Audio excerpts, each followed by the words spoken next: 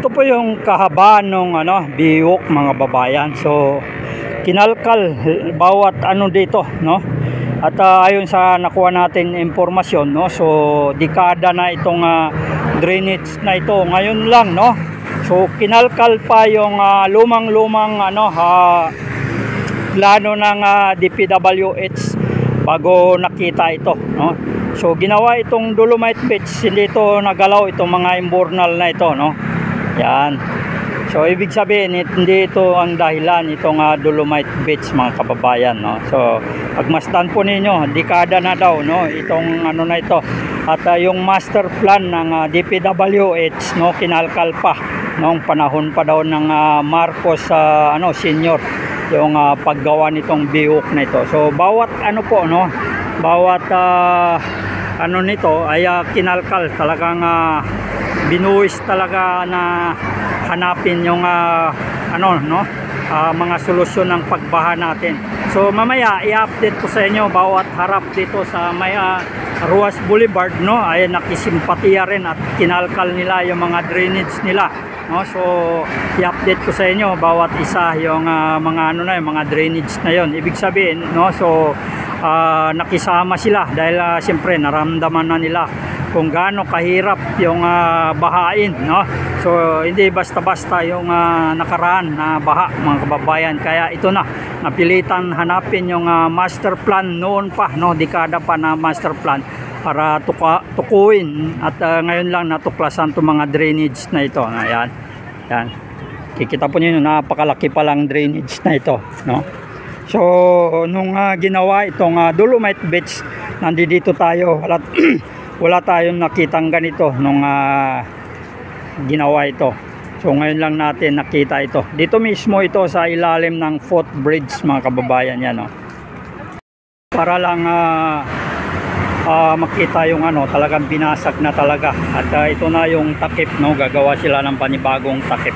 Ito siya. Papakita rin natin dito. Ayun mga na ito. Ayan po.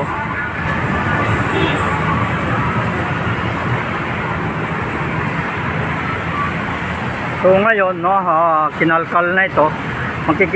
Natin kung bumusuli yung malakas na tagulan, no, mararamdaman natin kung may ba. Ito nakikita po ninyo mga babayan, no. So ma-obserba natin pagdating ng tagulan uli kung epektibo itong pagbasag nito. So ayon sa nakuha nating info, no, ay dekada na pala ito, no. Kinalkal pa ng DPWH yung dating master plan nito. Kaya ito na natagpuan na, no, dahil nung tayo nag-update dito, ginawa itong Dolomite Beach, nandito tayo lagi, so wala tayo nakikita na ganito. Ngayon lang to nakita natin itong ganito. Meron pala ditong nakatago, no. Ayan, pagmasdan po ninyo, no. So bawat harap dito sa may Ruas Boulevard, no, ay rin, no, sumabay rin silang nagkalkal sa kanilang kanilang mga drainage dyan sa kabila, no. So i-update ko rin sa inyo yung pagbukas rin ng kanilang mga imbornal dyan. Ito, pangalawa ito, nakikita po ninyo, ayan, gaano kalaki, no, 1, 2, 3. So halos 4 na metro po yung lawak pala, no. So talagang makikita talaga na talagang matagal na panahon, dekada na talaga na hindi nabuksan to mga kababayan. Yan. So isa-isay natin tong titingnan, no. Isa-isay natin ibigay sa inyo ng update yung pagbubukas ng na ito, yung dekada na drainage mga kababayan. So kung hindi itong bahan na ito, no, ay hindi mapilitan yung DPWH na hanapin yung master plan dito sa may Ruas Boulevard. So ito na nga, nung nahanap yung master plan mga kababayan, ito nakita na may drainage pala dito, no. So yan po yung binabaybay natin yung mga drainage na ito na binuksan. So ito ginawa na nila ng panibagong mga takip, no. Ito bubuhusan na lang to, nakapurma na. Ayan, no. Ayan. Ito napurma na ito mga kababayan, no. Bubuhusan na lang to. So pangatlo na ito. Pangatlo na ito. Ito yung mga ano na keep deep excavation, no. Yan. So pabaybay natin tong ano na ito. Yan. So ito nagawa na itong forma na ano na, nabuhusan na itong ano niya, takip niya. Bago na yung kanilang ano takip, no? So pabaybay natin to. At mabilisan ng ano na ito, no? Kailangan na matapos kaagad to para hindi abutan na ng tagulan, no?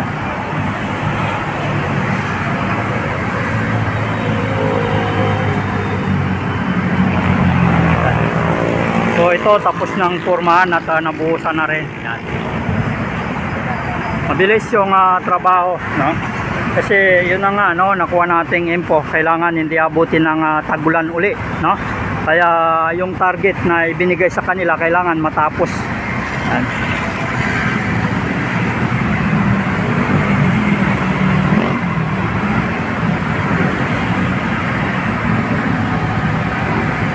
Medyo apurahan nga, no? Apurahan. Ito yung biwok, no? Ito yung biwok, mga babayan. So temporary, no, na walang namamasyal dito sa may Dolomite Beach, no?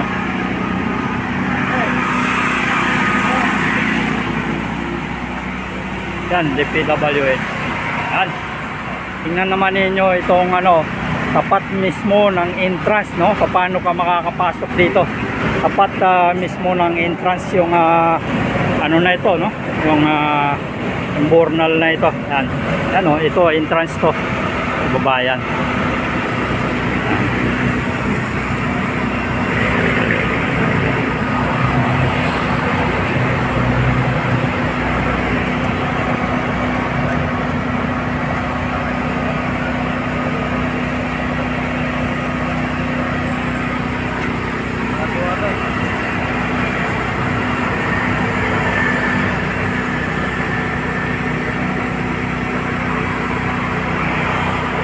Yan na po, no.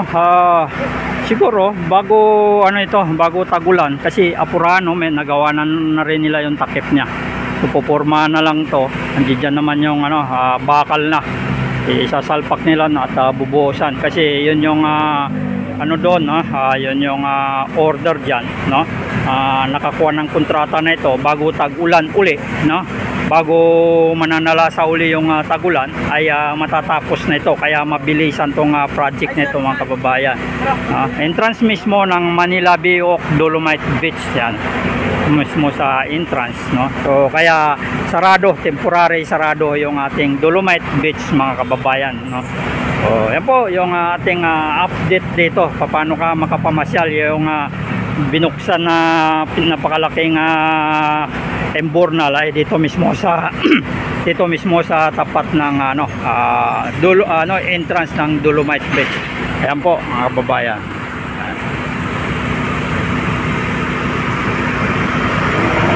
So pag bumuhos yung malakas na sunod-sunod na malakas na ulan, no, so magbibigay tayo uli ng update dito kung epektibo itong pagkalkal ng ano na ito, dating master plan, mga kababayan.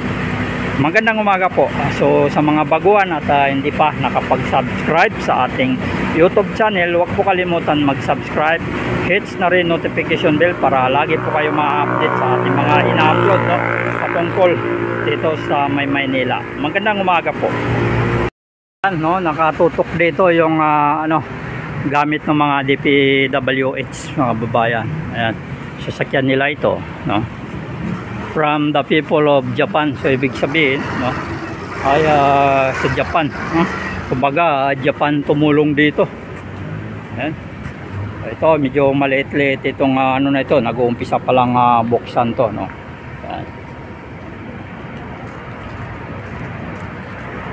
Ayan. So kasama, no, meron silang generator dito para sa ano, para sa jackhammer, no. Ayan.